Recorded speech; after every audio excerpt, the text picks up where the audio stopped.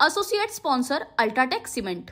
351वा शिवराज्याभिषेक सोहळा तिथीप्रमाणे पार पडत आहेत आणि राज्याचे उपमुख्यमंत्री अजित पवार आणि त्याचसोबत राज्याचे मुख्यमंत्री एकनाथ शिंदे हे देखील या सर्व कार्यक्रमस्थळी जे आहेत ते उपस्थित होते। परंतु काल शिवसेनेचा 58वा वर्धापन दिवस होता आणि हा संपूर्ण 58वा वर्धापन दिवस जो आहे तो दोन्ही शिवसेनेच्या गटाकडनं साजरा करण्यात आलेला होता। आणि आपल्यासोबत आता स्वतः सुनील तटकर आहेत। तटकरजी, 351वा तिथीनुसार शिवराज्याभिषेक सोहळा साजरा होतोय। खरं तर गेल्या वर्षी 350वा होता आणि संपूर्ण सप्ताहाचा कार्यक्रम होता। यंदा तिथीनुसार थोडी लेट आली शिवजयंती, परंतु तरी देखील सरकारमधले सर्वच मंत्री जे आहेत ते इथे जातीने उपस्थित। युगप्रवर्तक छत्रपती शिवरायांनी 351 वर्षापूर्वी याच ऐतिहासिक दिनी याच तिथीला रयतेचं राज्य रयतेचा राजा राज्याभिषेक सोहळा त्या ठिकाणी झाला।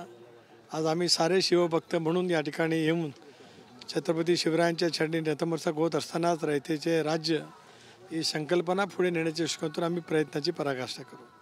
खरं तर सुधीर भाऊ, तुम्हाला प्रश्न आहे, काल शिवसेनेचा 58वा वर्धापन दिवस होता। दोन्ही गटाकडनं शिवसेनेचा वर्धापन दिवस जो आहे तो साजरा करण्यात आला। खरं तर उद्धव ठाकरे यांनी काल भाजप असेल विरोधी पक्षांवरती कडाडून टीका केलेली आहे। खरं तर पुन्हा येईन मी म्हणणारे आता वाजले की 12 आत्ता देखील येत नाही अशी टीका जी आहे ती देवेंद्र फडणवीसांवरती। असं आहे की आता त्याच्याशिवाय त्यांच्याकडे काहीही शिल्लक राहिलेलं नाही। त्यांच्यापेक्षा जास्त जागा काँग्रेसने जिंकल्यानंतर त्यांना जो धक्का बसला आहे त्या धक्क्यातून जेवढी टीका आमच्यावर करता येईल ती टीका करताना ते कधीकधी हेही विसरून जातात की आमचा जो स्वाभिमान आहे, आमचा अभिमान आहे, ते वागणं याच्यावरही ते टीका करायला लागतात। आणि या टीका केल्यानंतर काही विशिष्ट वस्त्यांमध्ये आपल्याला मतदान पडेल असा जो त्यांचा समज दृढ होतो आहे तो शिवसेना गटाचे नेते, कारण अधिकृत शिवसेना ही माननीय एकनाथ शिंदेजींकडे आहे, कारण निवडणूक आयोग ठरवतो अधिकृत कोणाकडे आहे। त्याची जी फांदी ते घेऊन गेले आहे, मूळ वृक्षाची ती फांदी आहे, फक्त ती फांदी घेऊन ते जे काही आपल्या शब्दाच्या काड्या करत राहतात त्यांना ते लखलं। पंतप्रधान मोदींवरती त्यांनी टीका केली आहे। पंतप्रधान मोदींनी लोकसभेच्या निवडणुकीकरता इथे आले आणि त्या जागा लोकसभेच्या गमावाव्या लागल्या भाजपला आणि त्यानंतर। हाँ शुक्ला जी, भिजवाना सिर्फ अल्ट्राटेक ही। मान गया बेटा, पर अल्ट्राटेक ही क्यों? आप ही ने तो कहा था कि घर जिंदगी में सिर्फ एक ही बार बनता है। घर एक मौका एक, इसलिए सीमेंट भी देश का number 1। UltraTech, India's number 1 cement. त्यांनी आव्हानच केलं मोदींना की विधानसभेला सुद्धा या इथे। नाही म्हणजे उद्धव साहेब जिथे गेलेत त्या सर्व जागा जिंकल्यात, राहुल गांधीजी जिथे गेलेत त्या सर्व जागा जिंकल्यात आहे का? हे कोणतं गणित कोणत्या शिक्षकांनी शिकवलं याचा अभ्यास करावा लागेल की असं आहे का? राहुल गांधीजी तर देशात त्यांनी अनेक सभा घेतल्यात। याचा असं आहे, आपण आपल्या भूमिका मांडतो। एखाद्या क्षणी तुम्ही जिंकलेत, ससा कासवाच्या कथेमध्ये एकदा कासव जिंकला म्हणून कासवाने असा अभिमान यांच्यासारखाच केला होता, नंतर तो कोण्याच स्पर्धेत जिंकला नाही, एकाही नाही, आणि आत्ताही घ्या आत्ताही जिंकत नाही। काल शिवसेनेचा अर्थात एकनाथ शिंदे यांचा देखील मेळावा झाला। तुमचे मित्र असलेले रामदास कदम म्हणतात की अजित पवारांना घेतलं नव्हतं पाहिजे होतं सरकारमध्ये, अशी त्यांनी जाहीरपणे भाषणातून टीका केली। आज आपण शिवतीर्थावरती या ठिकाणी आलेलो, त्याच्यामुळे राजकीय भाष्य करण्यापेक्षा जरूर त्याचं उत्तर योग्य वेळेला नक्की दिलं जाईल। उपमुख्यमंत्री अजित पवार हे देखील आपल्यासोबत आहेत। दादा, खरं तर शिवराज्याभिषेक सोहळा होतोय तिथीनुसार अनेक इथे आलेल्या शिवभक्तांची मागणी होती की विशाळगडाला मुक्ती द्या म्हणून। आज महाराष्ट्रातल्या तमाम जनतेचा आनंदाचा दिवस आहे। माझी तुम्हाही मीडियाला विनंती आहे की आनंदाच्या दिवशी चांगलं बोललं गेलं पाहिजे। आज 351 वर्षापूर्वी का इथं थोडंसं डोळ्यासमोर आणा की आजची गर्दी बघून त्यावेळेसचा उत्साह, त्यावेळेसचा एकंदरीत आनंद, त्यावेळेसचं इथलं सगळं वातावरण हे नुसतं डोळ्यासमोर आणलं तरी एक मनाला सुखद अशा प्रकारचं समाधान मिळतं।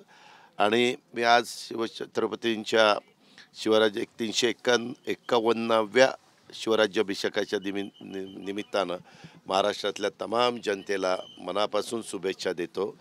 आणि आमचा हाच प्रयत्न आहे, शिवरायांनी त्या काळामध्ये रयतेचं राज्य ज्या पद्धतीनं केलं, सर्व जाती धर्माला बरोबर घेऊन जशा पद्धतीनं त्यांनी हिंदवी स्वराज्याची स्थापना केली, तशाच पद्धतीनं शिवशाहू फुले आंबेडकरांच्या विचारांनी आम्ही लोक पुढं चाललेलो आहोत।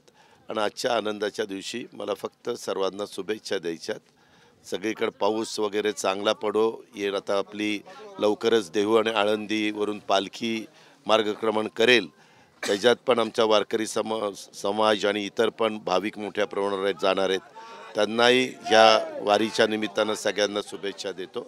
पण पाऊस काळ चांगला पडा, राजकारण कुठेतरी तापलेलं आहे. ऑर्गनायझर वृत्तपत्र असेल त्याच्याबद्दल बोलणार नाही.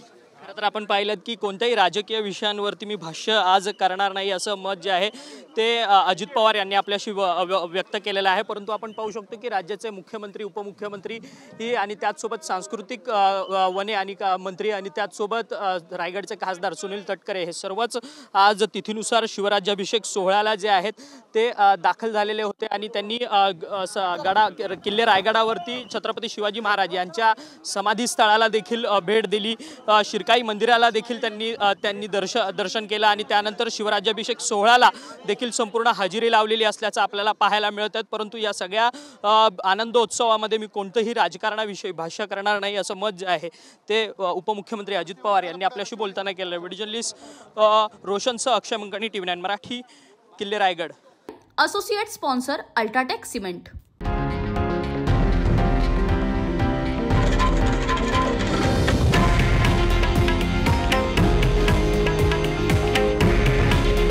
हे आहे देशातील नंबर 1 न्यूज नेटवर्क आणि आपण पाहत आहात TV9 मराठी. काळजी तुमची, हित महाराष्ट्राचं.